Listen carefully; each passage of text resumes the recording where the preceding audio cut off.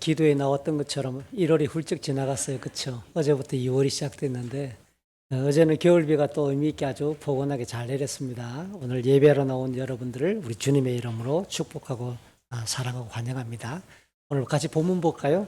열왕기상 12장 25절부터 33절 본문입니다. 열왕기상 12장 25절부터 33절까지입니다.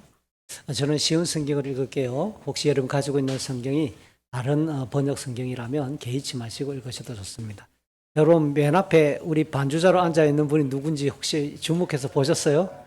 이 모녀가 지금 퍼스트와 세컨을 딱 치고 있습니다. 이게 너무 감동이 됩니다. 이쁜 처자가 탁 앉아있으니까 얼마나 아름다운지 너무 감사하죠. 열왕기상 12장 25절부터 33절, 제가 25절 먼저 읽어요. 우리 33절까지 한 절씩 나누어서 읽습니다. 25절 제가 쉬운 성경을 읽습니다. 여로보암은 에브라임 산지에 있는 세겜 성을 건축하고 그곳에서 살았습니다. 그리고 그곳에서 나와 브누엘 성을 세웠습니다. 여로보암이 속으로 생각했습니다.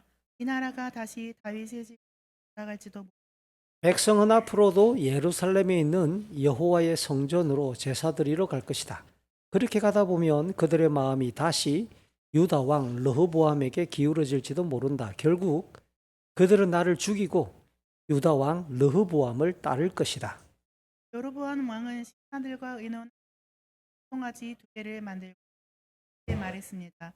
예루살렘으로 가서 예배드리는 것은 너무 어려우니까 이스라엘아 너희를 이집트에서 인도해 여로보암 왕은 금송아지 하나를 베델성에 두고 다른 하나는 단 성에 두었습니다. 여호와께 매우 큰 죄가 되었습니다. 백성은 단까지 가서 그곳 앞에 있었습니다. 여로보암은 여러 산당을 지었습니다. 그리고 레위 사람이 아닌 보통 백성 가운데서 제사장을 뽑았습니다. 여로보암은 8째 달 15일에 새로운 절기를 정했습니다.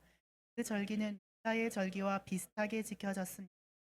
여로보암은 그 절기 때에 제단 위에 제물을 바쳤습니다. 그리고 그는 그가 만든 베델의 송아지에게 제물을 바쳤습니다. 그는 또 그가 뽑은 산당의 제사장들을 일하게 했습니다. 같이 읽습니다. 여로보암은 자기 마음대로 정한 8째 달 15일 절기 때에 자기가 만든 베델의 제단에 가서 제물을 바쳤습니다. 이처럼 그는 이스라엘 백성을 위해 절기를 정하고 제단으로 올라가 향을 피웠습니다. 아멘.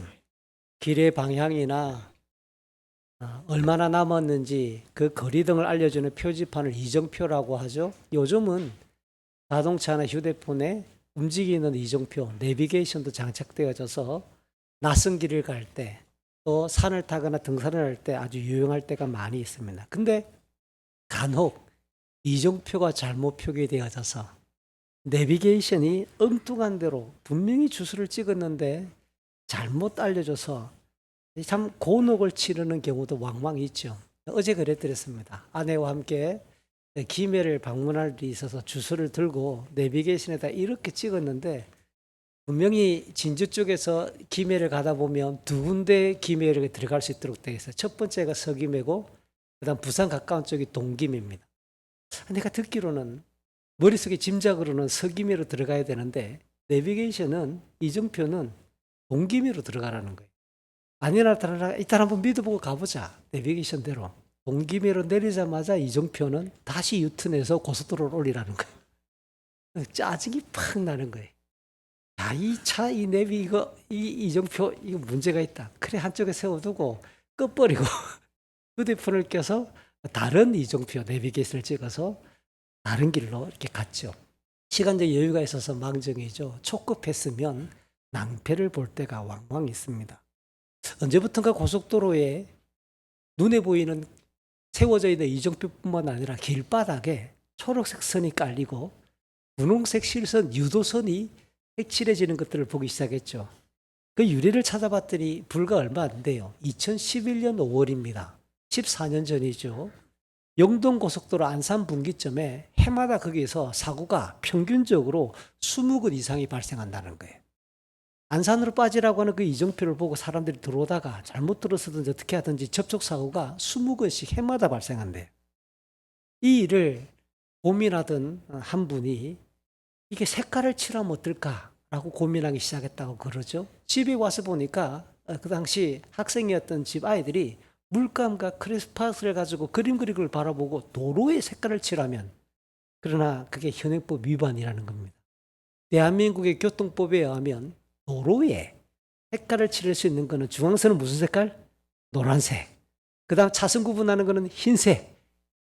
이렇게 정해져 있는 색깔 위에는 다른 색깔을 칠할 수가 없다라는 것이 도로교통법이라는 거예요. 그러다가 경찰서에 직접 문의를 하고 교통사고를 줄일 수 있는 법이 있다라고 계속해서 이렇게 제안을 해서 경찰서에서는 도로교통법이 아니라 교통을 안내하는 어떤 또 다른 시행령을 만들어서 색깔을 칠해봤다는 겁니다. 그래서 초록색과 분홍색을 칠하기 시작했더니 해마다 평균 20건 발생하던 그곳이 3건으로 팍 줄어버린 거예요.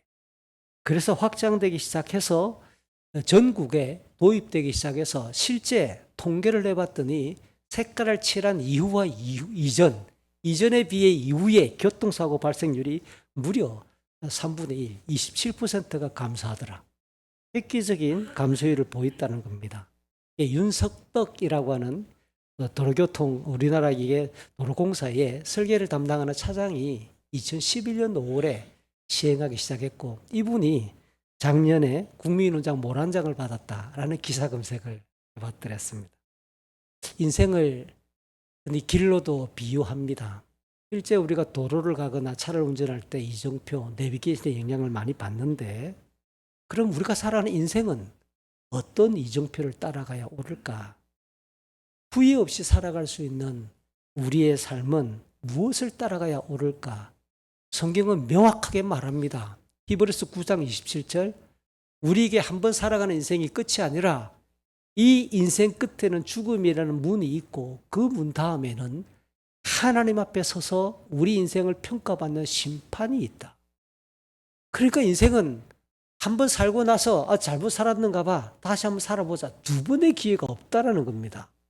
한번 태어나 죽을 때까지 살아가는 인생을 길로 비유를 할 때 잘못 살아왔으면 빠른 시간 안에 빨리 돌이키지 않으면 우리의 인생길은 종잡을 수 없이 그 하나님의 심판대 앞에서 영원한 형벌과 생명으로 나뉘어 버리잖아요. 그래서 시편을 읽다 보니까 시편 119편 105절 우리가 즐겨 암송하는 구절 중에 하나죠. 같이 한번 읽어볼까요? 주의 말씀은 내 발의 등불이며 내 길에 빛이니이다. 인생을 길로 비유할 때 하나님의 말씀이 내 걸음 하나하나 매 순간 매 순간을 밝히고 비춰주는 등불이고 빛이다라고 그렇게 비유하는 겁니다. 근데 성경을 조금 더 깊이 들여다보면 그냥 하나님의 말씀은 인생길을 안내하는 수준을 훨씬 뛰어넘어요. 창세기 2장 16, 17절 우리 인간이 하나님 형상으로 창조된 이후에 하나님께서 인간에게 직접 명령하시는 말씀 중에 하나입니다. 창세기 2장 16, 17절도 같이 읽어봅니다. 여호와 하나님께서 그 사람에게 명령하셨습니다.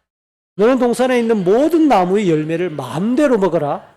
그러나 선악을 알게 하는 나무의 열매만 먹지 마라.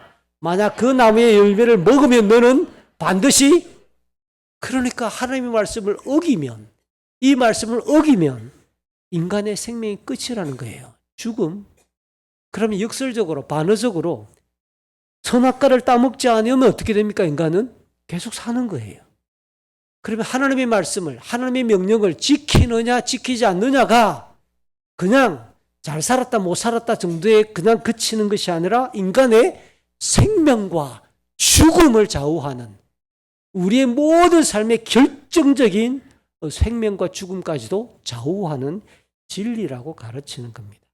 그래서 하나님의 형상으로 지어진 인간은 창조주 하나님을 믿고 그분의 말씀에 순종할 때 복락과 평안을 누릴 수 있다고 성경이 가르치죠. 그래서 모세를 통해 하나님께서는 이스라엘 백성들에게 가나안 땅에 들어가 살게 될 때 그 가나안 땅에서 들어가 그들이 살고 죽는 것과 저주와 진노와 화를 당하는 것과 반대로 복을 누리고 형통하며 그들이 풍성함을 누리는 이 생사화복이 어디에 달려 있다고요?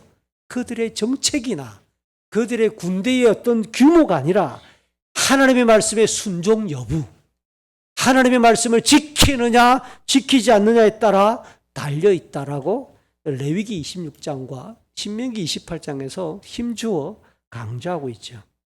말씀 이야기를 했는데요. 오늘 본문이 딱 이와 같은 주제와 어울리는 겁니다.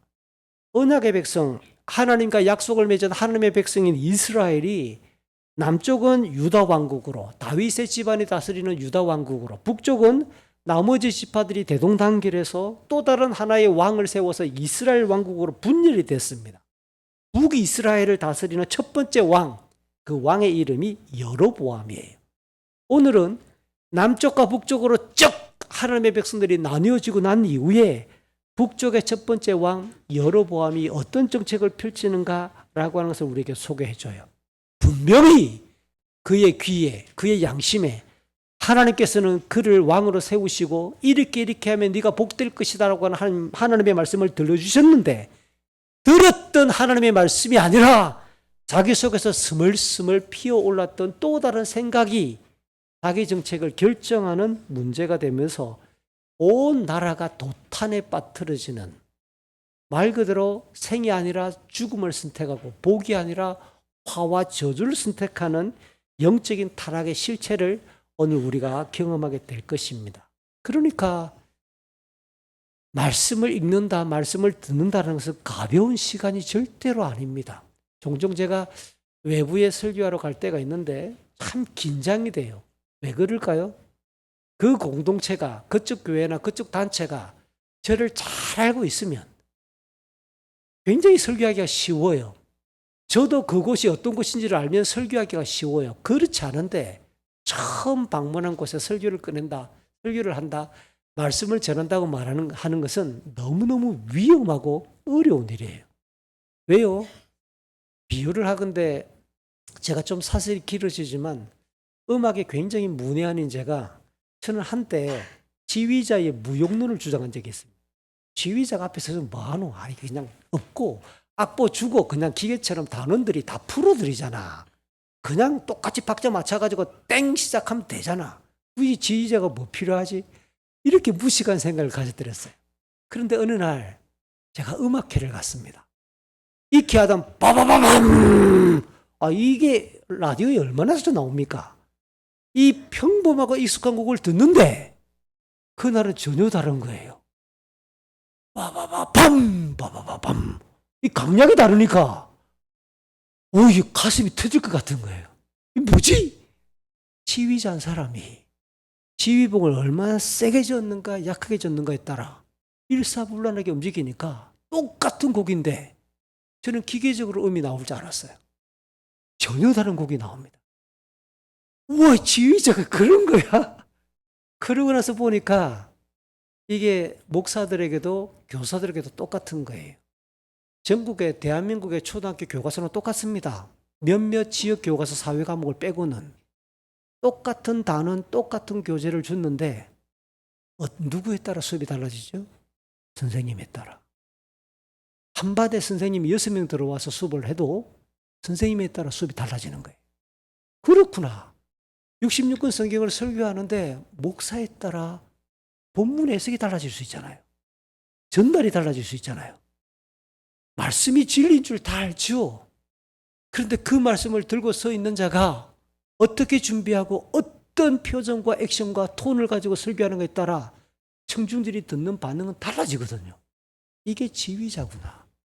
그러니까 너무 중요하구나. 새삼 제가 회개하게 됐습니다. 그동안 지휘를 가볍게 여긴 것을 굉장히 크게 회개하고 지휘자가 얼마나 중요한지를 새삼 느끼게 된 거예요. 제가 왜 이런 넋두리 같은 이야기를 끄집어내느냐면 이스라엘에는 왕이 그러한 자입니다. 왕이 어떤 자인가에 따라 하나님의 나라가 구현될 수도 있지만 마귀의 나라가 구현될 수도 있는 거예요. 하나님의 말씀이 들려질 때 어떻게 듣고 반응하는가에 따라 생명이 결정될 수도 있지만 어떤 자에게는 의미 없는 한 시간, 그냥 졸다 가는 한 시간, 내가 쉴 수 있는 한 시간이 뺏겼다고 생각하면서 그냥 일주일 중요한 한 주간 동안 일요일 한 시간 내게는 아무런 의미 없이 그냥 지나갔구나 라고 지나갈 수 있는 시간도 되는 거예요. 그래서 제가 전혀 모르는 낯선 공동체에 설교하러 가면은 그 사람들이 제가 어떤 신학적 배경을 가지고 있는 줄 알았어. 제가 어떤 교리와 이 본문을 이해하고 해석하는 각도가 무엇인지 알아서 그들이 저를 속성하겠어요. 만약에 제 설교를 듣고 그 공동체가 부서질 수도 있고 어떤 곳은 살아날 수도 있단 말이죠. 그래서 설교하러 간다는 것은 너무 위험한 일이고 쉽게 수락할 수 없는 일 중에 하나예요. 그래서 저는 나이가 들어갈수록 외부의 설교를 줄이기 시작합니다. 아, 어렵다. 죄송합니다. 저를 왜 초대하셨어요? 먼저 물어봅니다. 누가 저를 추천했습니까? 제 설교를 들어본 적이 있습니까? 시간이 넉넉하면 저희 교회 홈페이지에 떠 있는 제 설교를 들어서 모니터링해 주시고 신학적으로 맞다 싶으면 다시 초대해 주세요. 라고 제가 정중하게 거절할 때가 많이 있는 거예요. 사랑하는 성도 여러분, 하나님의 말씀이 가볍지 않습니다. 우리 인생을 살릴 수도 있고요. 한편 들었던 설교 때문에 내 인생이 전복되기도 하고 한편 내 설교가 내 인생을 통째로 바꿀 수 있는 놀라운 진리라는 사실을 좀 기억하셔야 된다는 거예요. 오늘 본문 앞에 나왔던 지난번에 살폈던 전문맥을 1절부터 24절의 내용을 간단하게 요약하면 오늘 본문을 이해하기가 좀 쉬울 듯해 보입니다. 솔로몬이 죽고 난 이후에 그의 아들 르호보암이 왕이 되었는데 솔로몬 시대를 지나면서 백성들이 너무 고통스러웠어요. 온 나라를 국토를 건설하고 성을 짓고 솔로몬 시대에 영화로웠지만 그 모든 영화로움을 뒷받침했던 백성들이 세금 부담이나 노동력에 차출되었던 이런 모든 고생스러운 일이 있었겠지요. 솔로몬이 죽자마자 대표단을 꾸려서 그들이 르호보암에게 당부를 합니다. 당신 아버지 왕의 시대에 너무 힘들었으니까 우리의 이 무거운 짐을 좀 덜어주신다면 우리가 평생 당신을 왕으로 잘 섬기겠다 라고 했음에도 불구하고 르호보암은 그 요청을 거절해버렸습니다. 그래서 유다와 베냐민 지파만 르호보암 왕을 따르고 나머지 지파는 돌아서 등을 돌려버렸습니다. 우리가 다윗 집안과 무슨 상관이 있겠나? 그러면서 여로보암이라는 사람을 왕을 세워서 두 나라로 쪼개져 버리고 말았습니다. 말이 두 나라죠. 땅덩어리나 인구수를 따지고 놓고 보면 이게 10대 2로 나뉘어진 거예요. 대부분의 백성들이 등을 돌려버렸다는 뜻입니다. 르호보암은 힘들어하는 백성들의 소리를 경청하지 않았지요. 율법에 기록된 왕의 직무와 왕으로서 가져야 될 바른 태도도 그는 가볍게 여겼습니다. 동시에 많은 경험과 지혜를 갖추었던 아버지 솔로몬 시대에 활동했던 연로한 지도자들의 진솔한 조언을 버려버리고 자기와 함께 자라난 젊은 신하들의 부추김을 그는 분별력 없이 이 르호보암 왕이 따라버린 거죠. 결정적으로는 자기의 죄성에 굴복한 결과로 이스라엘은 나라가 쪼개지는 분열왕국의 시대가 되었다라는 겁니다. 이런 분위기에서 오늘 보면 25절을 시작하는데 북이스라엘의 왕 여로보암이 에브라임 산지에 있는 세겜을 건축을 하고 그곳에서 살았다. 그리고 거기서 나와 분우회를 지었다라고 25절은 이렇게 간략하게 소개합니다. 이 내용이 한 줄이지만 그 내용을 찬찬히 뜯어보면 여러 가지 중요한 교훈들이 섞여 있어요. 우선 왜 에브라임 산지에 있는 세겜을 건축했을까요? 여로보암이 에브라임 지파거든요. 그러니까 자기를 지지하고 자기 동족계, 자기 형제들의 혈육적으로 얼마나 자기를 지지하는 기반이 든든하겠습니까? 게다가 세겜은 이스라엘의 역사적인 맥락 쪽에서 보면 그들의 조상인 아브라함이 처음으로 가나안 땅에 들어와 제사를 드렸던 곳. 그 다음 야곱이 그 세겜을 돈을 주고 그 중에 일부의 밭을 처음으로 매입했던 땅. 요셉이 그리고 나서 그곳에서 유를 남기고 요셉의 뼈가 묻혀 있는 땅. 아브라함과 야곱과 요셉과 관련된 이스라엘 민족이라고 하는 그 정통성과 빼놓을 수 없을 굉장히 유서 깊은 맥락이 있는 땅이란 말이에요. 언약적인 맥락에서도 결코 소리할 수가 없습니다. 하나님께서는 광야 시대에 모세를 통해 이스라엘 백성들이 가나안 땅에 들어가면 이 세겜이 있는 좌우의 산에서 하나님의 말씀을 붙들고 다시 언약식을 진행하도록. 그래서 여호수아 8장에서는 여호수아가 그 땅에 들어가 이곳에서 하나님의 축복과 저주의 말씀을 읽고 백성들이 모두 화답하며 하나님의 백성 된 것을 확인했던 땅이 바로 세겜이에요. 그리고 여호수아가 죽기 전에 다시 지도자들을 그곳에 불러 우리가 하나님의 백성이니까 하나님을 예배하는 삶을 살아야 한다라고 다시 언약을 갱신했던 땅도 세겜입니다. 그럼 세겜은 이스라엘이 아브라함의 후손이다. 그리고 우리는 하나님의 백성이다. 이 두 가지 요건을 모두 만족시킬 수 있을 만한 매우 상징적인 지명이 아닐 수가 없어요. 그래서 백성들이 12장 1절을 보면 르호보암 왕을 그곳으로 불러 자기들의 요청을 제안하며 총회를 열기도 했었잖아요. 이에 따라 여로보암이 이제 북이스라엘 왕국을 대표하는 행정 중심지로 바로 이 세겜을 택했다. 이건 매우 자연스러워 보이는 결과입니다. 지형적인 면에서 볼 때도 이 가나안 땅 중부에 동쪽과 서쪽을 가로지르는 굉장히 교통적으로 전략적인 한가운데에 딱 세겜이 위치하고 있어서 사통팔달이죠. 굉장히 의미 있는 요충지가 아닐 수가 없습니다. 그런데 오늘 이 25절을 가만히 보세요. 세겜을 건축해 놓고 세겜을 쌓아두고 그 다음 구체적인 이유가 생략되어 있는데 얼마 지나지 않은 것처럼 보입니다. 여로보암은 그 세겜을 나왔단 말은 떠났다는 뜻입니다. 세겜을 떠나서 어디 분우회를 지었다. 이 분우회를 지었단 말은 새로운 행정 중심지, 행정 수도를 개척했다는 뜻입니다. 분우회는 어딜까요? 분우회는 좀 우리에게 낯설지만 우리 한글 발음으로 보면 익숙한 동명지 이름이 있습니다. 야곱이 하나님과 씨름했던 장소 어디지요? 브니엘. 브니엘과 분우엘은 히브리어로 같은 글자예요. 그러니까 이 분우엘은 브니엘인데 히브리어로 똑같은 글자예요. 그곳은 요단강 오른쪽 동쪽이에요. 야복강 기슭에 자리하고 있고 요단 동쪽에 길르앗에서 다마스커스로 가는 길에 지나는 국제적인 도로가 지나는 길목이어서 캐러반, 무역 행렬이죠. 옛날에는 낙타를 끌고 물건을 싣고 왔다 갔다 하는 행상들의 행렬들을 이 캐러반이라고 말합니다. 이런 행렬이 자주 지나다니는 곳에 이 브누엘이 있었습니다. 여로보암이 가나안 땅을 벗어나 요단 동쪽을 옮겨왔다. 이곳에서 북이스라엘 10지파를 다스리겠다. 이게 좀 특이해 보입니다. 왜 여로보암은 세겜을 버리고 이 분우회를 택했을까? 아마 전체적인 고민 속에서 보면 좋은 의도에서 보면 두 가지 짐작이 가능해요. 첫 번째는 뭐냐? 북쪽에서부터 자주 침략해 내려와 이방 세력들이 이 길르앗 요단 동편을 자주 침략하거나 약탈을 하는데 그와 같은 외세의 침략을 막기 위해 길르앗을 보호하기 위해 이곳으로 행정수도를 옮겨왔겠다.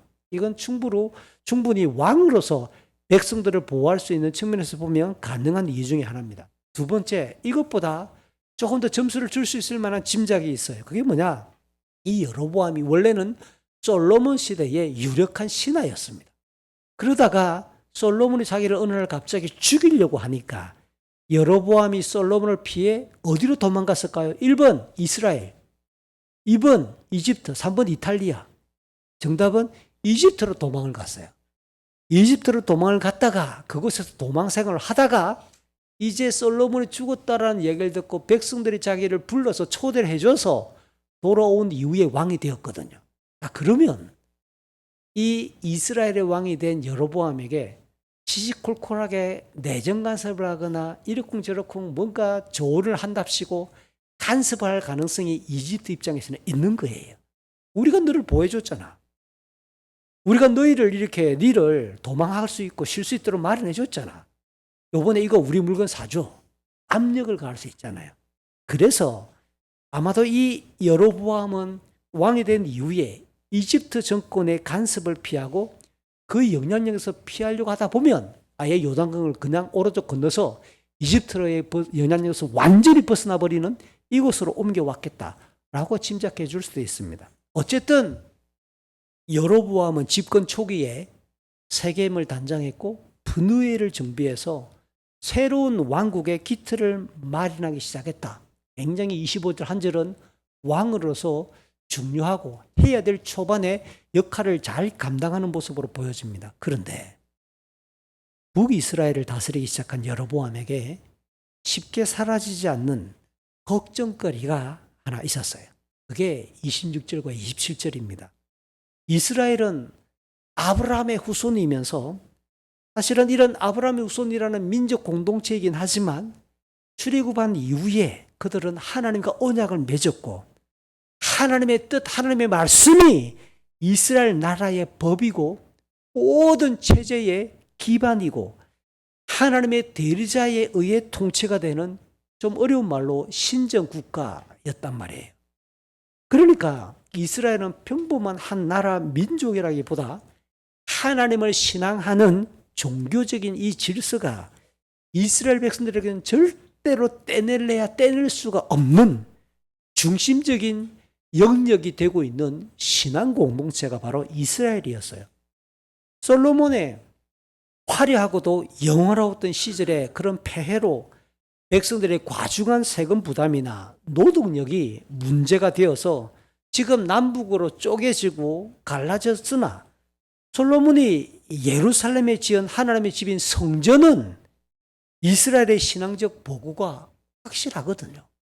성전은 왕을 싫어하지만 예루살렘에 있는 성전은 일반 이스라엘 백성들에게 지을래야 지을 수가 없는 신앙적인 상징이 분명하단 말입니다. 율법은 출애굽기 23장이나 신명기 16장에 보면 모든 이스라엘 남자라고 해서 여자들이나 아이들은 안 가고 어른들만 갖겠다고 생각하면 안 됩니다. 이스라엘의 남자란 말은 세대주를 말하는 겁니다. 이 말은 모든 이스라엘 백성은 1년에 3차례 6월절 그 다음 날부터 시작되는 한 주간의 무교절 그리고 맥추절 가을에 진행하는 수장절 이 3가지 절기에 하나님께 나아가 반드시 제사를 드리도록 규정하고 있는 거예요.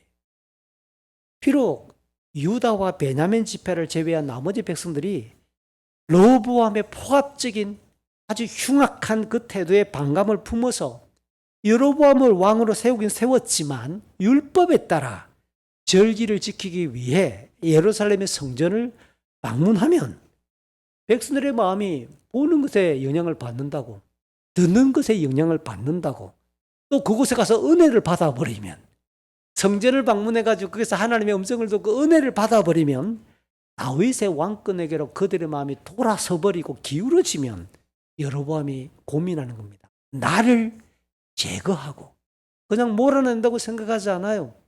여로보암은 가격하게 생각합니다. 나를 죽여버리고 모든 백성들이 은혜를 받으면 르호보암을 다시 왕으로 따를 것이다. 북이스라엘이 다시 다윗의 집으로 돌아갈 것이다. 라는 염려가 여로보암 속마음에 가득 채워지기 시작했다는 겁니다. 물론 이와 같은 여로보암의 염려, 걱정거리의 배경으로 뭔가 백성들 사이에 조짐이 보였거나 아니면 백성들의 불만이 싹트거나 백성들이 여로보암에게 무슨 협박을 하거나 이런 원인은 오늘 25절, 26절 사이에 전혀 없죠. 그럴 만한 분위기가 아직 아닌 거예요. 그러니까 순전히 이 여로보암의 염려는 뭡니까?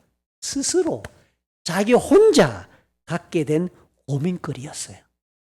인생을 살다 보면 여로보암 컴플렉스가 우리에게도 늘 발견됩니다. 실제로 팩트는 아닌데 혼자 생각을 해가지고 혼자 고민을 만들고 혼자 염려거리를 염려하다 보면 나중에는 백두산보다 더 높은 염려가 되어서 마치 자기 생각을 지배하는 진리인 것처럼 스스로 만든 고민이 자기 생각을 온통 그냥 확 지배할 때가 너무 많지요.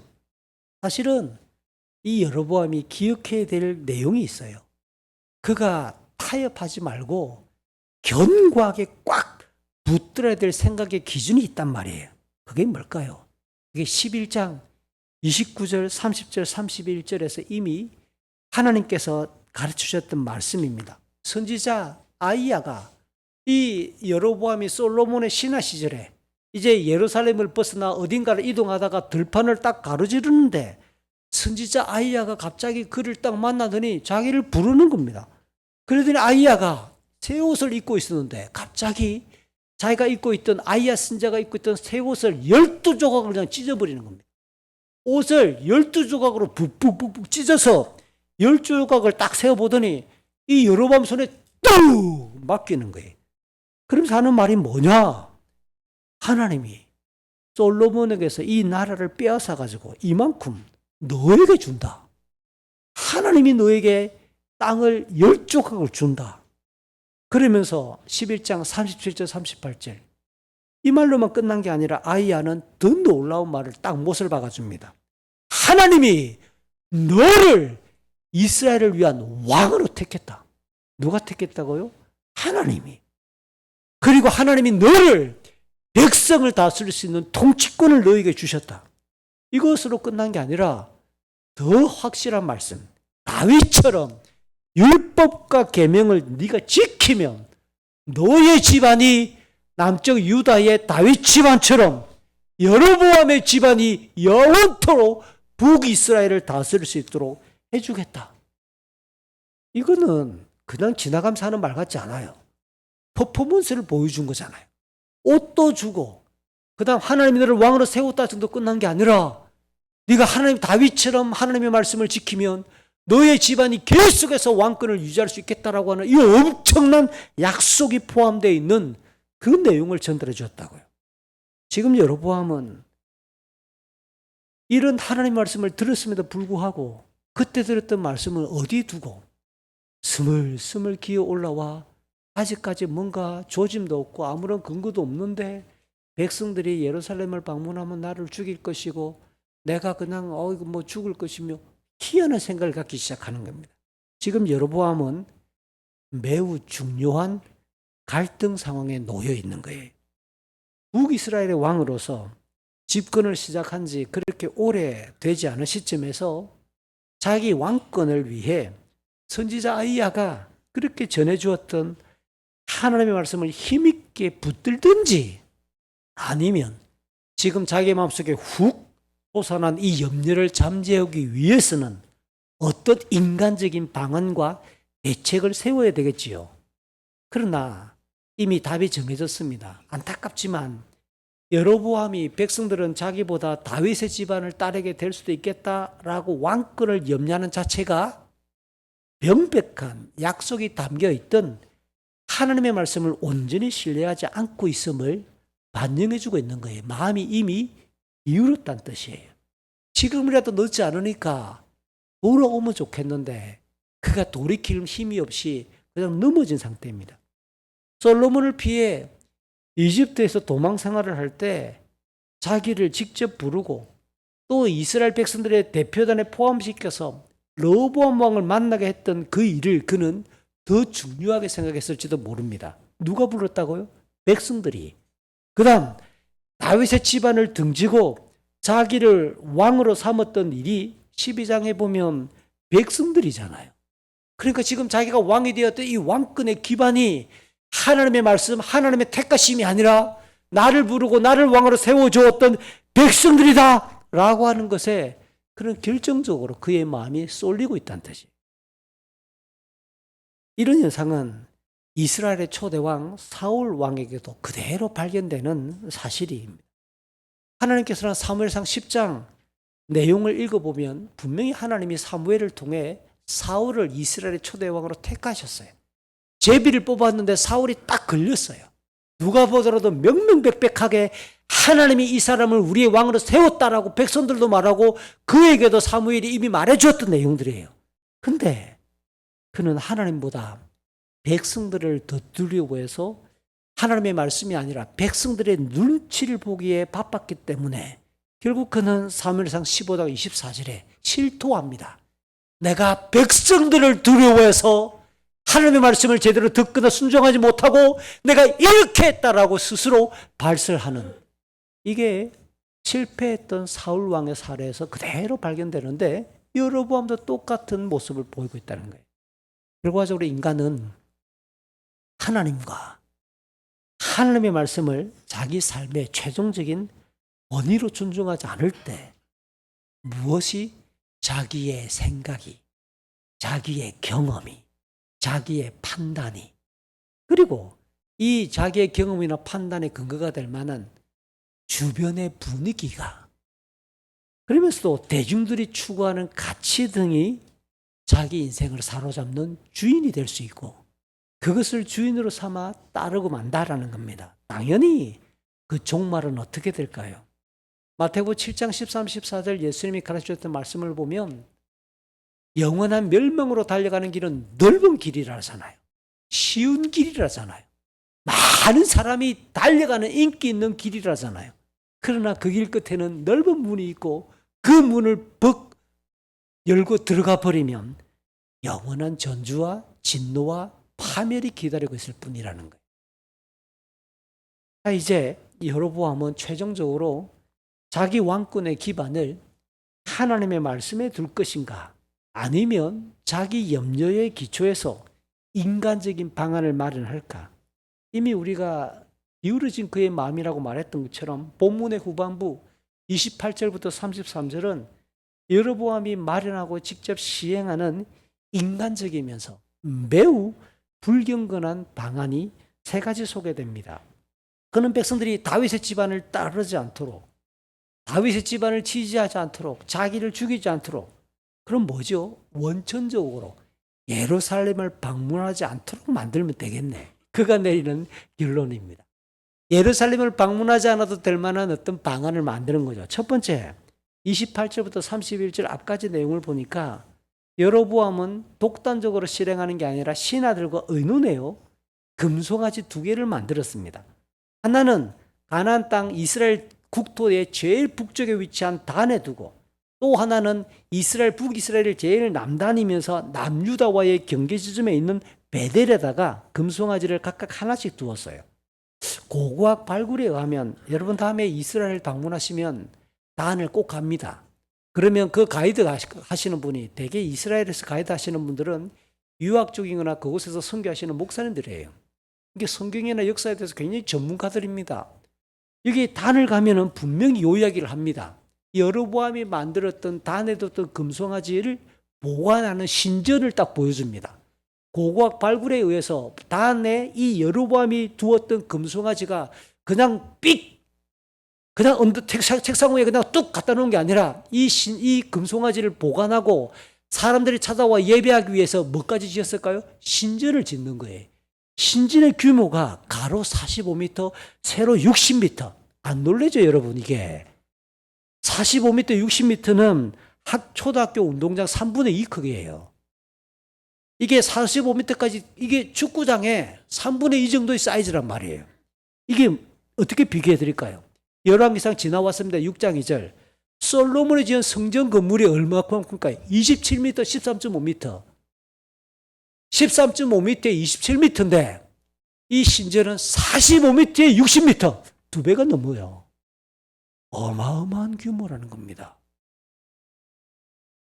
안타깝게도 베델의 신전은 발굴이 아직 안 됐습니다. 단의 신전은 그렇게 발굴이 되어졌는데 이 정도의 크기라는 거예요. 단순히 금송아지 우상만 만든 게 아니라 그것을 숭배하기 위한 거대한 신전까지 만들어서 백성들의 종교심을 우월하게 만드는 겁니다. 예루살렘 성전보다 더 크네. 예루살렘 성전보다 더 크네. 큰 교회 가야 되는 거 아니야? 큰 교회. 프로그램도 잘 돼 있겠지. 사람들이 모이는 곳에는 이유가 있다니까. 얼마나 매력적이에요. 훨씬 큰 곳을 이렇게 만들어 버렸습니다. 여로보암은 그 금송아지를 가리켜서 뭐라고 말을 해요? 얘들아, 백성들아, 이 금송아지가 우리를 이집트에서 인도해 내신 신이다 라고 선언하는 겁니다. 여러분, 이게 무슨 말이죠? 하나님을 부정하는 겁니까? 하나님을 믿고 있다는 뜻입니까? 하나님을 부정하는 게 아니란 뜻이에요. 우리를 이집트 땅에서 학대받고 있던 우리를 끄집어내었던 하나님이 바로 이거야라고 말하므로 하나님을 인정합니다. 우리를 출애굽시키신 하나님, 우리를 구원하신 그 하나님, 하나님을 부정하는 게 아니에요. 하나님을 인정을 하면서 뭐죠? 이 금송아지가 바로 하나님이야.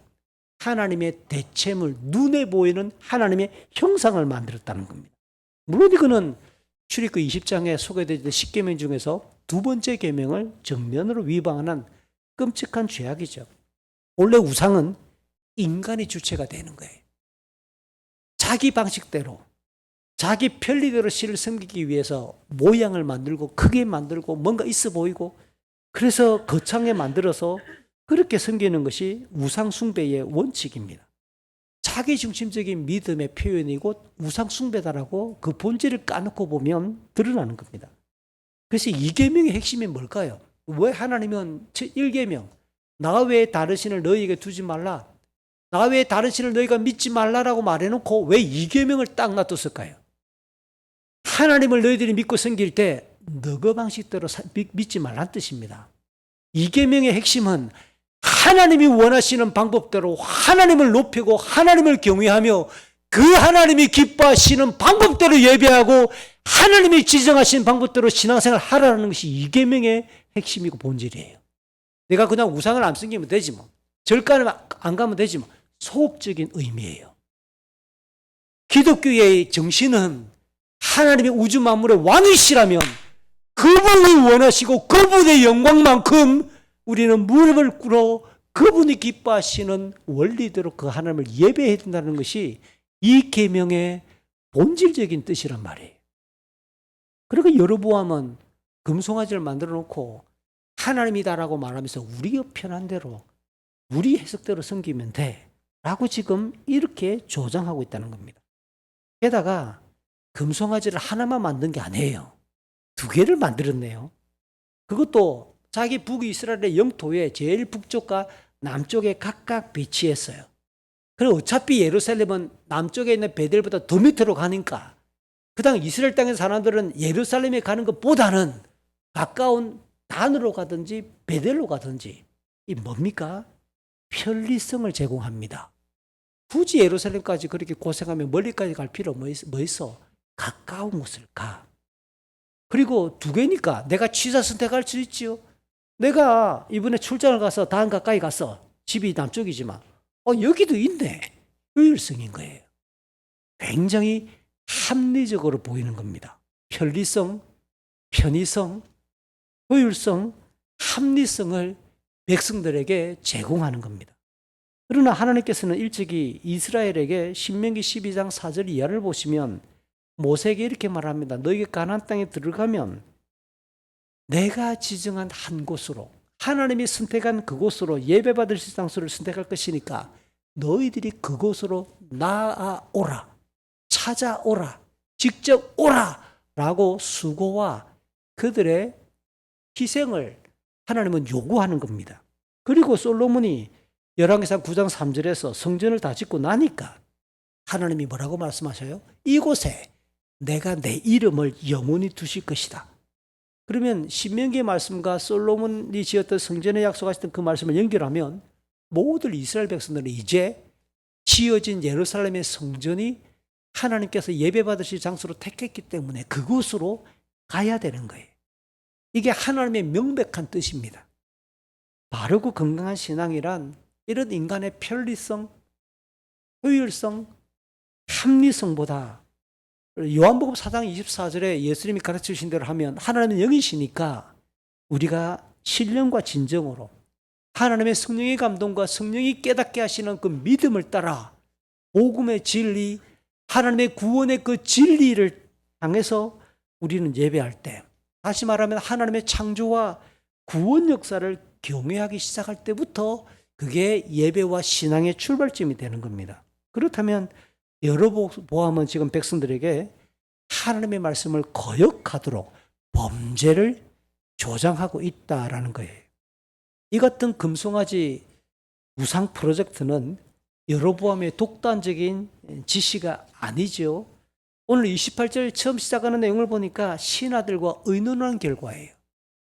신하들이 이야기를 하고 조언했던 것을 수용한 결과물이라는 뜻입니다.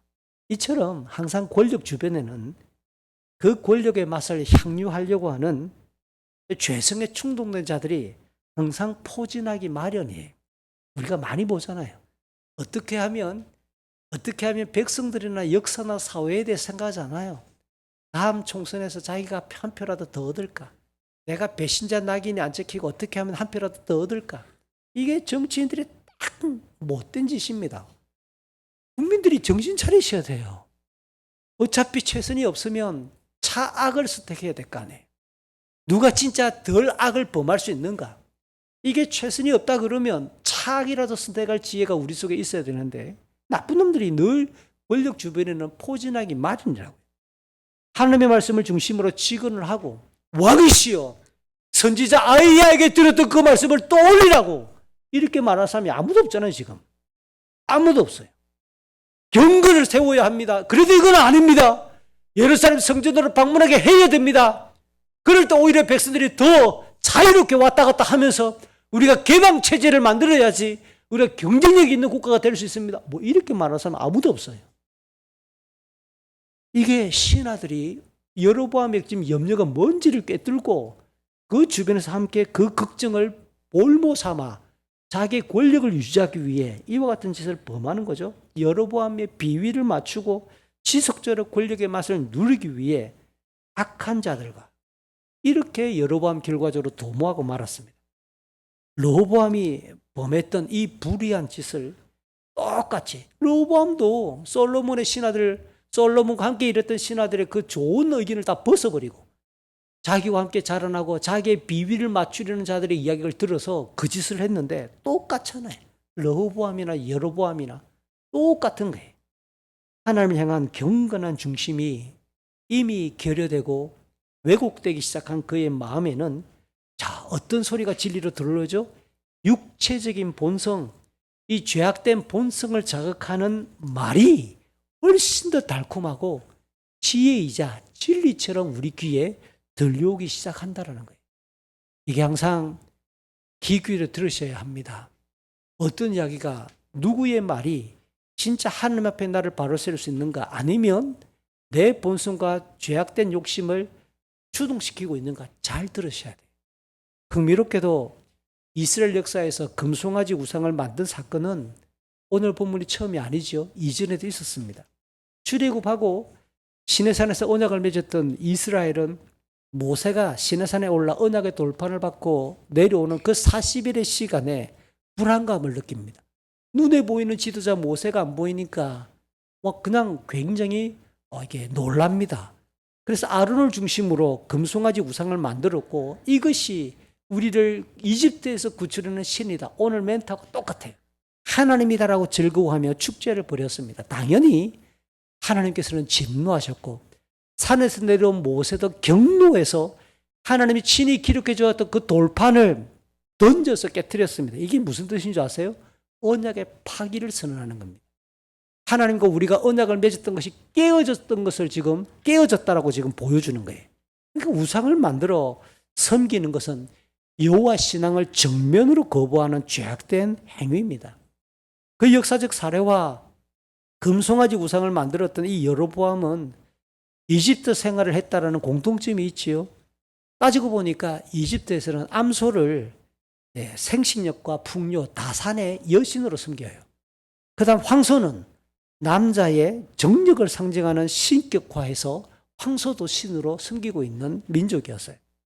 가나안 땅의 바알 종교에서도 바알, 아세라, 아스타라 이런 여러 우상들의 이름이 나오는데 이 바알 종교에서도 송아지를 이 이집트에서와 똑같은 의미를 부여해서 송아지도 그들에게는 신격화시키는 대상이었습니다. 그러니까 아론의 시대는 이집트에서 430년 동안 생활하다가 나왔어요. 오늘 여로보암은 얼마나 그가 망명생활을 했는지 알 수 없으나 도망생활을 짧게 이집트에서 했을지라도 눈에 보이지 않는 이 하나님, 눈에도 안 보이는 이 하나님을 눈에 보이는 어떤 대상물로 만들었다. 가시적인 효과를 강조하는, 그래서 백성들에게 이것이 우리의 하나님이다라고 보여줄 수 있는 어찌 보면 종교성을 극대화하기에 좋은 최선의 선택이었다라고 사실은 볼 수 있는 겁니다. 항상 이단이나 사이비 주변에는 건강하지 않는 자들에게는 이와 같은 짓거리가 비일비재한 거예요. 금송아지 우상과 신전 외에도 더 놀라운 거는 31절 앞부분에 보니까 여러 산당까지 지어요. 동네 마을마다 곳곳에 멀리 있는 베델과 단까지 안 가도 되도록 평소에도 늘 새벽기도 갈 수 있도록 산당들까지 여러 지어넣어 우상 숭배를 적극적으로 장려하고 있는 여로보암입니다. 예루살렘의 성전 출입을 원천적으로 봉쇄하려는 그 의지에 따라 백성들의 종교심을 만족시키기 위해 더 많은 예배의 장소를 마련해서 쉽게 찾아가도록 구체적인 형상물인 금송아지를 만들어서 시행해서 신앙생활의 편의성, 편리성, 효율성, 합리성, 가시성 여러 가지 좋다하는 것들은 다 집어넣어서 백성들의 마음을 거기에 집중시키고 있는 여로보암이에요. 두 번째, 여로보암이 자기 왕권을 유지하기 위해 예루살렘의 성전 신앙을 대체하기 위해 마련한 방안은 31절 뒤에 나오는 레위 자손이 아닌 일반 백성을 제사장으로 뽑아 세우는 일이었어요. 원래 제사장은 하나님과 인간 예배자들 사이에 그들을 중보하는 직분이 바로 제사장이잖아요. 굳이 저는 성경을 읽다가 제사장이 왜 필요하지? 곧바로 그냥 하나님께 직접 다이렉트로 제사 드리러 가면 안 될까라고 생각한 적이 있었습니다. 그런데 출애굽기를 읽다가 답을 알게 되었죠. 영광과 거룩의 본체이신 그 하나님이 출애굽기 20장 이후에 너무 풍성하게 소개되어 있는 겁니다. 그래서 우리 죄 아래에 있는 인간은 하나님께 직접 나아갈 수가 없다. 이 영광이나 거룩의 급까지 간격의 차이가 너무 크다라는 거예요. 그 중에 하나가 출애굽기 20장 18, 19절에 보면 출애굽한 이스라엘이 3개월 만에 시내산에 도착했는데요. 하나님께서 시내산 꼭대기에 강림하신 이후에 직접 이스라엘 백성들에게 하나님이 말씀하시니까 백성들이 어떤 반응을 보여요? 아멘. 하나님께 직접 말씀을 들으니까 너무 은혜롭습니다. 이래야 되잖아요. 근데 백성들은 난리가 났습니다. 죽을 것 같습니다. 하나님을 본 게 아니에요. 하나님의 음성만 들었는데 우리가 죽을 것 같습니다. 그러니까 모세에게 찾아가 부탁을 합니다. 당신이 하나님께 1대1로 듣고 우리에게 대신 전달해 주세요. 안 그러면 우리가 죽을 것 같습니다. 이게 어떤 감동인지 느껴보셨어요? 우리는 되게 꿈꿉니다. 하나님 직접 한번 봤으면 좋겠다. 하나님이 나한테 직접 말씀해 주셨으면 좋겠다. 그럼 직접 말씀하시면 어떻게 될까요? 우리가 죽는다니까요. 고막이 터져 죽는지, 이 표현이 좀 이상하나 핵폭탄이 터지면 그 빛과 열과 광풍이 이 3대 요소가 터지는데 그 빛을 보면 시력이 상실된다 그러죠. 우리는 TV 화면으로 보니까 눈이 멀쩡합니다. 어쨌든 간에 그 강렬한 빛을 우리의 이 시각이, 시신경이 수용할 수가 없으면 이게 파괴가 일어나든지 마비가 일어나든지 고장이 난다잖아요. 하나님의 음성을 들으니까 영광과 거룩의 본체이신 그분의 음성을 들으니까 죽을 것 같다고 백성들이 호들갑을 떠는 거예요. 심지어 시내산에 올라 40일 동안 하나님과 가까이 있었던 모세도 하나님의 얼굴을 직접 보면 하나님의 영광을 온전히 보게 되면 출애굽기 33장 18절부터 23절 모세도 죽는다고 선언하는 거예요. 실제로 성막이 완공되었을 때 하나님의 영광이 이 성막에 가득 임재하자 모세가 그 안에 들어가지 못하고 땅에 엎드리고 쭈뼛거리는 거예요. 자, 그럼 어떻게 성막 안에 들어가요? 어떻게 하나님께 나아가요? 어떻게 하나님을 만나러 가요? 그래서 레위기 1장 1절이 나오는 거예요. 레위기 1장 1절을 보면 그리고 웨이크라 하나님께서 모세를 불렀다. 하나님이 불러주니까 들어가는 거예요. 그래서 레위기 1장부터 10장까지가 뭡니까? 제사법이 나오는 거예요. 제사법과 8장 이후에 제사장법이 나오는 거예요. 아, 백성들이 하나님께 나올 수 있는 공식적인 길과 방식이 하나님께서 직접 모세를 통해 가르쳐주시는 것이 바로 제사법이에요. 레위기 제사법 1장부터 10장까지 쭉 읽어보면 영화로우시고 거룩하신 그 하나님께 우리 인간이 나가기 위해서는 반드시 두 가지 조건을 갖추어야 돼요. 하나가 뭐냐?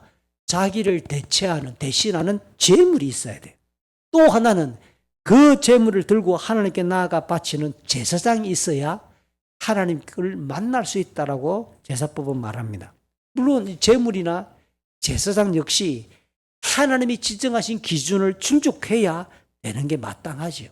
제사장은 누가 제사장이 됩니까? 출애굽기 28장 1절에 의하면 하나님은 지정합니다. 모세의 형인 아론과 아론의 아들들을 하나님을 섬기는 제사장으로 하나님이 지정하셨어요.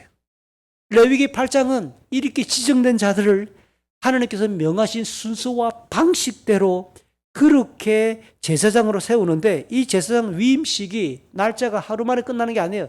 7일간 계속 이어졌어요. 그 장면에서 계속 레위기 8장에 보면 7번에 걸쳐서 반복되는 문장이 나와요. 그게 뭘까요? 이 모든 일을 여호와께서 명령하신 대로 했다. 하나님의 명령하신 방식이나 순서나 규정을 벗어나 제사장이 될 수가 없다는 뜻입니다.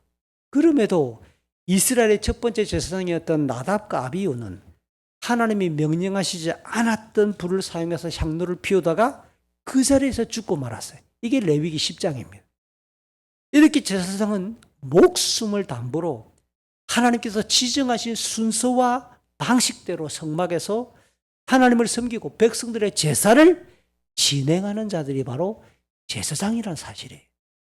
그런데 여로보암이 레위 자손도 아니면서 아론의 자손도 아니면서 일반 백성을 제사장으로 삼은 것은 그들이 드리는 제사가 마땅히 하나님께서 연락받지 않는다라고 하는 것을 그는 명백하게 답이 정해져 있는 거예요. 게다가 이스라엘 백성의 신앙을 하나님께서 거부하실 것이고 반드시 징벌하실 것이다 라고 하는 그 근거를 마련하는 꼴이 아닐 수가 없는 거예요. 도대체 여로보암이 하나님의 말씀을 거스르면서까지 왜 이 짓을 할까요?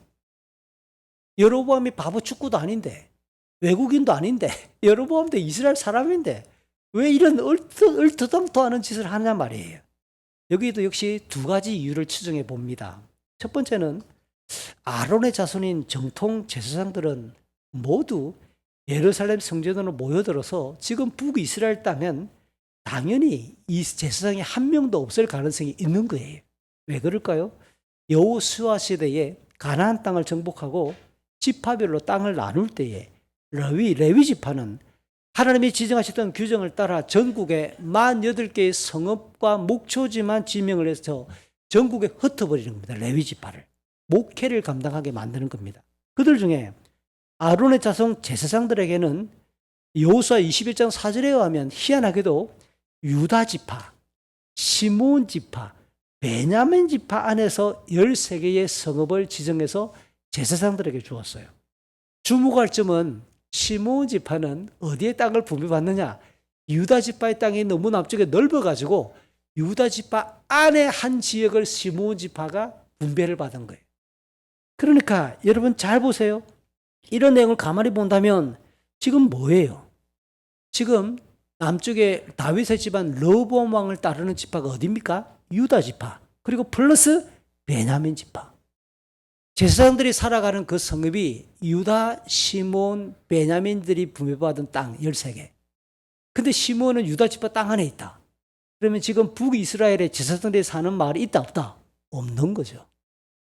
그러니까 실제로 북이스라엘은 제사장이 지금 한 명도 거주하고 있지 않는다라는 겁니다. 그러니까 없는데 대체 요원으로 일반 백성을 세울 수밖에 없죠. 두 번째는 어차피 예루살렘의 성전을 중심으로 하는 정통 여호와 신앙과 비슷해 보이면서도 편리성, 편의성, 효율성, 합리성, 가시성 등 기타 여러 가지 양념을 섞어가지고 유사 종교를 만들었잖아요. 이름짝에서 보면 까짓것 레위 자손이 아니고 아론의 자손만 제사장을 해야 하는 법이 어디 있어? 그냥 지금까지 혹시 제사장이 되고 싶었던 사람 없을까?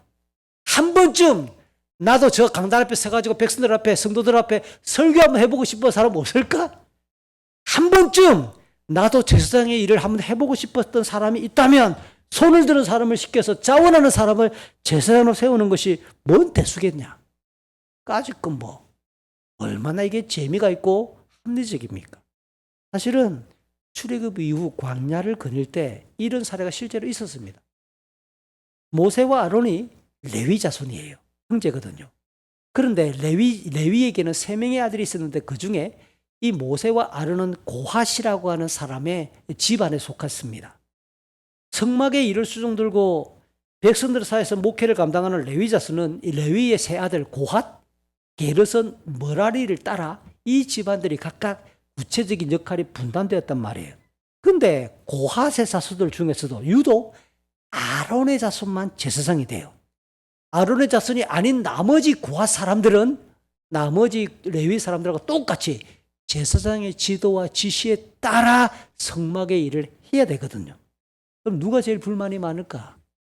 똑같은 고핫 집안의 사람들 중에 아론 자손이 아니라는 이유 때문에 우리는 제사장의 지시를 받아야 되고 감독을 받아야 되고 하라는 일만 해야 되고 왠지 모르게 좀 기분이 찝찝하지 않으세요? 그래서 민수기 16장에 보면은 고라라고 하는 사람이, 이 고라가 누구냐? 고핫 집안의 사람이에요. 고핫 집안의 사람인 고라가 육체적으로 장자였던 러우벤 지파의 지도자 몇 사람을 충동해 가지고 표면적으로는 모세의 리더십을 향해서 지적합니다. 네가 우리의 지도자, 네 혼자만 지도자다. 그런데 모세가 아마도 그 반역의 실체를 면밀히 따져봤겠죠. 따져봤더니 모세가 뭐라고 말을 할까요? 너희가 너무 악하다. 감히 제사장의 직분을 탐한다고. 이게 뭐예요? 르우벤 지파는 제사장의 직분을 탐할 수가 없는 거예요. 근데 이 반역을 누가 추동했다? 누가 중심이 되었다? 고라가. 고라가 같은 고핫 집안의 사람이면서 제사장을 할 수 없는 아론 집안이 아니라는 이유 때문에 제사장을 못하니까 지도 제사장 한번 하고 싶은 마음에 지 혼자 일어선 게 아니라 르우벤 지파의 사람들을 추동해가지고 모세의 리더십을 반역을 했는데 이 말이 뭐냐? 모세가 시켜서 아론의 제사장이 됐다고 생각하는 거예요. 그러니까 결국은 뭐냐? 모세가 그 본질을 꿰뚫으면서 하나님이 세우신 제사장의 직분을 감히 인간이 지가 손을 들면 할 수 있다고? 네가 감히 제사장의 직분을 탐낸다고? 그러니까 이 고라 집안, 고핫 집안에 속한 이 고라가 제사장의 직분을 탐내어서 일으킨 반역 사건으로 모세는 종기를 하는 거예요. 그러니까 오늘 이런 내용을 가만히 보면 이스라엘 백성들 중에서도 충분히 제사장이 하는 일에 대해서 나도 한번 해보고 싶다. 네만 하나. 그런 마음 가진 사람이 있다는 거죠. 성경은 일반 백성들이 하나님께 나아가 예배하고 신앙하는 일을 돕고 안내하며 공부하는 이 제사장과 이스라엘의 종교 지도자들의 책임이 얼마나 막중한지 물었습니다. 하나님이 세웠다면 심판은 누가 할까요? 하나님이 하는 거예요. 어린 사무엘 시대의 제사장들이 제물을 탐내고 여호와께 드릴 제사를 멸시하니까 하나님은 어떻게 예언하셔요? 사무엘상 2장을 보면 그 사람만 혼나는 게 아니라 그 집안의 남자 전체를 멸절시켜 버리는 거예요. 제사장 가문의 그 역사를 끝내버리겠다고 하는 말하는 거예요. 무섭지요? 에스겔은 예루살렘의 멸망을 예언하면서 어디서부터 심판이 시작될까요? 성전에서부터. 성전에 있는 누구? 어른들로부터. 이 어른이란 말은 1차적으로 머리가 하얀 장로를 가리킵니다. 그러나 성전에서 지도자 역할을 하고 어른 감당하는 사람은 장로 말고도 또 누가 있죠? 제사장들이에요. 하나님이 그들로부터 심판을 시작하시겠다고 선언합니다. 말라기 시대는요, 백성들이 제사를 아주 가볍게 여기고 경의를 끼면서 부당한 제물을 갖다 바치며 엉망진창이에요. 이 모든 일에 배후에는 제사장들의 타락이 있었다고 말라기가 지적하면서 말라기 2장은 하나님께서 그 제사장들을 철저하게 응징할 것이라고 밝히시는 내용입니다. 이런 교훈을 왜 첨부할까요? 함부로 그 직분을 인간적인 측면에서 왈가왈부할 필요 없다 뜻입니다. 못하면 하나님이 완전히 끝내버릴 거예요. 이건 신약에도 마찬가지입니다. 야고보고 말합니다. 너희들 중에 함부로 선생이 되려 하지 마라. 교회의 직분요? 여러분 한번 해보시겠습니까? 성경이 가르치는 대로 한번 해보시겠습니까? 교회 직분 그냥 인간적으로 막 따져가지고 누가 된다 함부로 발설하는 거 아니에요. 두려움을 가지셔야 돼요. 그러니까 오늘 이 내용을 보면 이러한 교훈을 적용해 봅시다. 일반 백성을 제사장으로 세우는 이 여로보암에게 또 그렇게 세워지는 거짓 제사장들에게는 하나님께 어떤 심판이 임하겠어요? 불보듯 뻔한 거 아니에요. 하나님이 진노와 징벌을 그냥 저축하고 있는 거예요, 지금. 마지막 32절, 33절에서 여로보암은 율법의 규정과 유사한 유다의 절기와도 비슷한 다른 날짜, 짝퉁 날짜 8월 15일로 절기를 새롭게 지정하는 또 이상한 짓을 합니다. 그 날짜 주변에 유다 절기는 뭐가 있느냐? 한 달 전인 7월 15일부터 일주일 동안 지키는 수장절이라고도 불리는 초막절이 있는 거죠. 이 초막절은 출애굽한 이스라엘이 광야를 거닐 때에 그 역사를 기념하게 하는 절기입니다.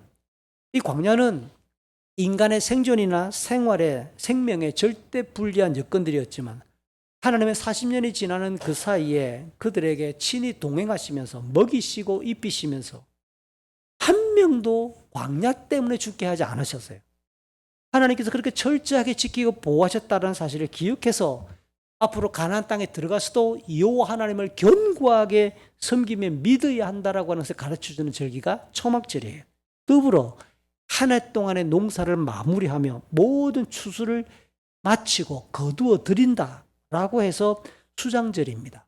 나아가 하나님의 은혜 속에 우리가 풍성함을 누리게 되었고 또 한 해 동안 먹을 것이 넉넉합니다 라고 하는 감사의 절기가 초막절이기도 합니다. 솔로몬이 바로 이 초막절에 성전을 다 짓고 난 이후 일부러 시간을 기다렸다가 봉헌식을 진행했다라고 열왕기상 8장 1절 2절은 가르쳐줘요. 자, 그렇다면 여기서 또 질문이 생깁니다. 여로보암은 왜 한 달을 늦추었을까? 일주일 늦춰도 되고 어차피 짝퉁 만들 거 다른 날짜 지정하면 되는데 왜 한 달을 늦췄을까? 정확한 이유가 밝혀지지 않아요. 역시 이것도 한번 짐작을 해봅니다. 남쪽 유다에 비해 조금이라도 북쪽이니까 씨앗을 뿌리고 추수하는 시기가 조금 더 늦어질 수도 있겠네 라고 한다고 했을 때 추수 시기를 맞추려고 한 달을 늦췄을까? 가능성이 없지 않아 있긴 합니다. 그러나 어차피 그것보다 앞선 첫 번째, 두 번째 두 가지 내용을 떠올려 보십시오. 종교적인 방안에서 확인하듯이 백성들을 위해서 편리성, 효율성, 자율성을 강조했잖아요. 남유다에서 진행하는 예루살렘 성전 중심의 이 신앙이나 차별성을 두기 위해서라면 그는 한 달 정도 충분히 미룰 수 있겠다. 왜요? 추수를 끝나자마자 우리가 초막절 해보니까 너무 급하더라. 다 끝내놓고 한 달 좀 쉬고, 약간 좀 쉬고 며칠이나 한 주 쉬었다가 절기를 지키면 더 멋지게 지킬 수 있지 않을까? 백성들이 추수를 다 끝내놓고 조금 더 한숨 돌리고 여유를 가질 때 절기를 딱 하고 사기행을 딱 하면 멋지지 않을까? 훨씬 더 이게 효율적이고 합리적으로 보이겠지요. 그러니까 여로보암의 머릿속에는 백성들의 만족을 극대화시킬 만한 효율성, 편리성, 가시성, 그다음 자율성, 이 모든 것들이 결국 백성들이 원하는 쪽의 방향을 다 맞추는 거예요. 어차피 자기가 왕이 된 것이 하나님의 말씀이라기보다 백성들이 추대한 거니까 백성들의 입맛에 맞춰주는 것이 더 알맞지 않을까? 여로보암의 종교 정책인 거예요. 그래서 여로보암은 마지막 33절에 보니까 자기가 직접 임의로 지정했던 8월 15일에 금송아지가 보관되어 있는 남쪽 베델의 제단에서 제사를 드립니다. 그리고 그 향단 위에 서서 향불까지 피우려고 합니다. 원래 향을 피우는 일도 제사장이 진행해야 될 일이에요. 제사장이 해야 될 일을 까짓거 왕인데 어차피 선거 백성들이 바라보고 있는 상황에서 자기가 멋지게 이까지 하면 더 멋져 보이지 않을까요? 자기 뜻대로 자기 마음대로 자기가 더 멋있어 보이는 일들을 하려고 지금 이와 같은 짓을 범합니다. 어떻게 될까요? 다음 주를 기대하십시오. 이 지금 여로보암이 분향을 딱 하는 순간 엄청난 일이 벌어지는 게 다음 장의 본문입니다. 자, 이제 오늘 내용만 정리해 봅시다. 지금까지 살핀 것처럼 북이스라엘의 첫 번째 왕 여로보암은 여호와 하나님을 신앙하는 이스라엘 백성이 예루살렘 성전을 방문하면 자기의 왕권이 위태로울 것이라고 염려했습니다. 망구 자기 생각입니다. 금송아지 우상들을 만들고 산당도 보급하면서 성전을 방문하지 않도록 원천적으로 조치하지요. 아울러 일반 백성을 제사장으로 세웠고 초막절의 날짜도 조정해서 거짓된 절기를 조장했습니다. 분명히 하나님께서 그에게 알려주셨던 말씀을 신뢰하기보다는 백성들의 눈치를 보고 백성들을 위해서 백성들이 기뻐할 만한 사이비 종교를 만들어 백성들을 잘못된 길로 안내한다는 겁니다. 이상과 같이 범죄를 저지른 여로보암의 이 이름이 어떻게 등장할까요? 열왕기서를 읽다가 보면 하나님의 말씀에 순종하고 경건한 왕의 모범과 기준으로 누가 항상 단골로 뜨지요? 다윗이 7번 등장해요. 열왕기 상하에. 다윗처럼 다윗이 율법과 계명을 잘 지켰다. 그런데 백성들을 잘못 인도하고 하나님께 범죄한 악한 왕의 대명사로 여로보암이 뜨기 시작하는 대명사가 되는데 이건 숫자가 다윗 이상으로 많습니다. 2배 이상이 많아요. 열왕기상 열왕기하를 다 통틀어서 여로보암은 계속 악한 왕의 대표주자로 거론된다는 거예요. 이 땅에서 인생은 다양한 소리와 가르침의 연속이고 난무하는 현실입니다. 그다음 우리가 무엇이 경건할까? 무엇이 하나님의 뜻일까라고 하기 위해서 결정하기 위해서는 분별력이 좋은 신앙의 기본이 되어져야 돼요. 죄에 오염된 본성이 은밀하면서도 끈질기게 주장하는 우리 속에서 올라오는 외침이 제일 강력해요. 아무리 말씀을 듣고 읽어도 내가 하고 싶은데 뭐 이게 굉장히 셉니다. 그러고 나면 말씀을 왜곡시킬 수 있어요. 자기가 원하는 성경을 끄집어와서 편집시킬 수 있어요. 들이댑니다. 문맥이 그러지 않지만 글자를 가지고 갖다 대면서 막 자기 주장을 합니다. 무섭지요. 그래서 죄에 오염된 우리의 본성이 은밀하면서도 끈질기게 소리치고 있는 이 소리를 우리는 날마다 혼을 내거나 경계시켜야 돼요. 두 번째는 역시 우리 주변을 함께 살아가는 이 세속적 가치, 대중들의 소리가 대중들의 살아가는 삶의 모습이 강력한 마치 객관적인 진리처럼 그렇게 살면 그렇게 살아야만 되는 것처럼 우리 주변에 병풍처럼 둘러서기 시작합니다. 무서운 시대입니다. 그러나 질문을 던져보세요. 왜? 왜라고 한 번만 물어보세요. 왜 그렇게 살아야 되는데? 앞집 여자가 그러잖아. 뒷집 남자가 그러잖아. 그래서 왜? 라고 한 번만 질문해 보세요. 그래서 왜? 이렇게 던지면 여유가 생겨요. 꼭 그렇게 살아야 돼? 왜? 왜라고 던져보세요.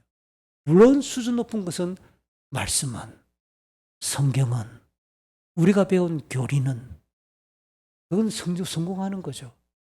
이 외에도 우리에게는 교회 안팎에서 발생하는 이단이나 실제 사이비들의 거짓된 가르침들이 너무 쉽게 접할 수 있는 구조로 우리 주변에 도처에 널려 있는 것도 사실이에요.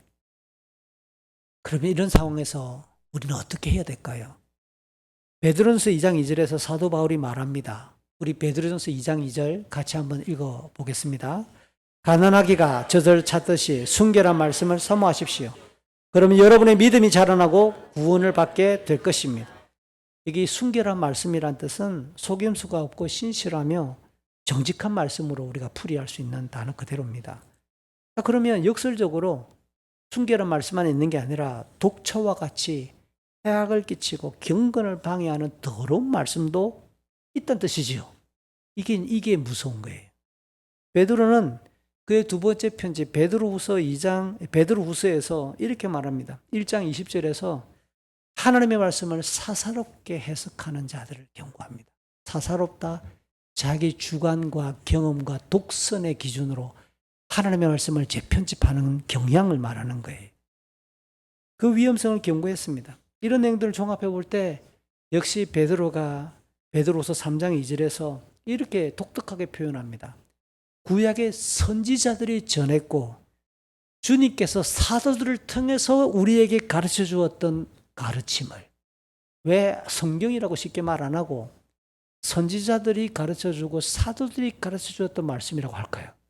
제가 언젠가 여러분에게 설교하며 인용했던 사도행전 2장 42절도 기구상의 교회가 처음 시작했을 때 그 교회의 특징을 뭐라고 말합니까? 첫 번째가 하나님의 말씀, 주님의 말씀이라고 말하지 않아요. 사도들의 가르침이에요. 이거 굉장히 중요합니다. 쉽게 말하면 교리란 뜻이에요. 사도들이 그렇게 가르쳤던 하나님의 말씀, 사도들의 해석, 사도들이 우리에게 가르쳐 줬던 그 방식, 그 뜻, 그 맥락, 그걸 벗어나면 독초가 될 수 있다는 뜻이에요.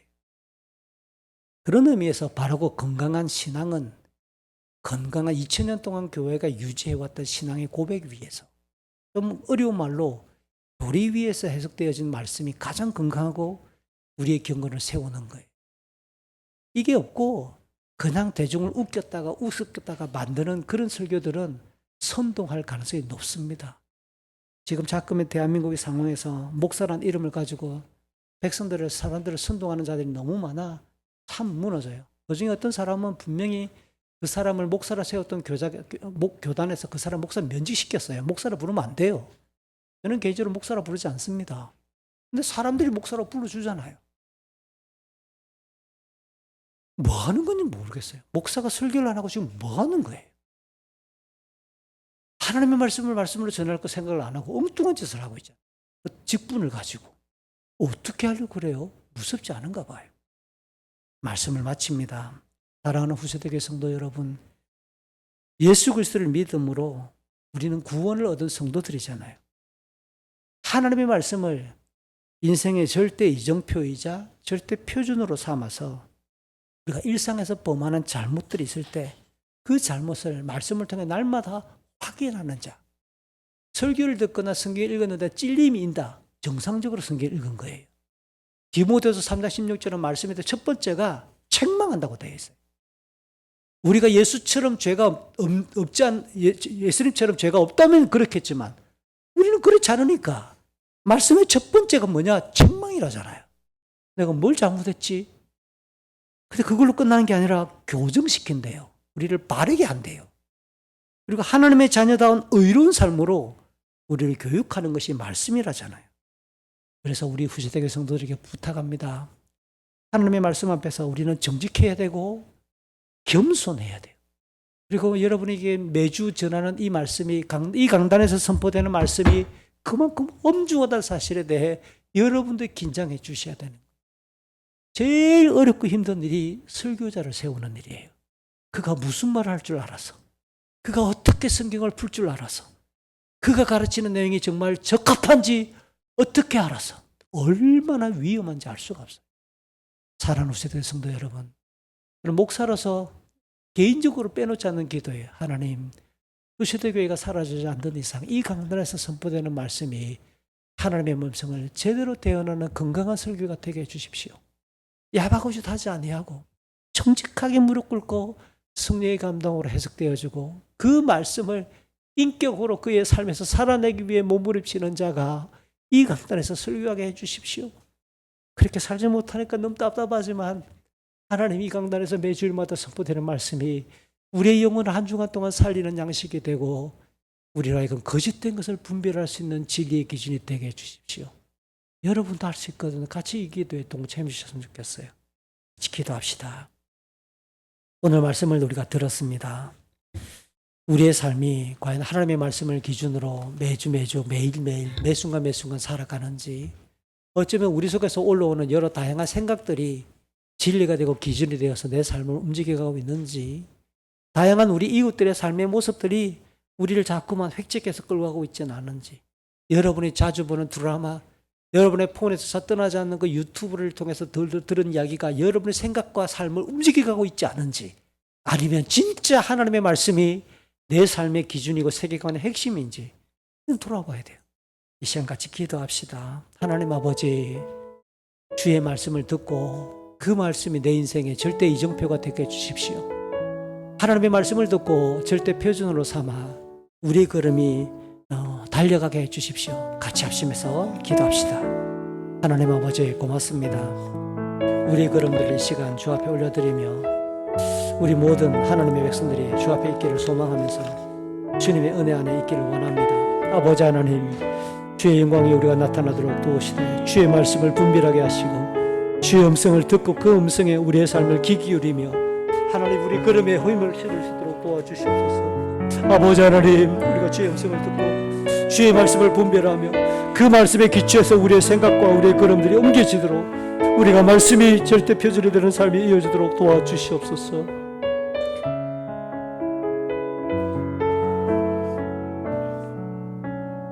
하나님 아버지, 주의 말씀을 분별하여 들으며 그 말씀이 우리 삶을 움직여가는 절대 표준이 되도록 우리가 겸손히 주의 말씀을 듣게 해 주시옵소서.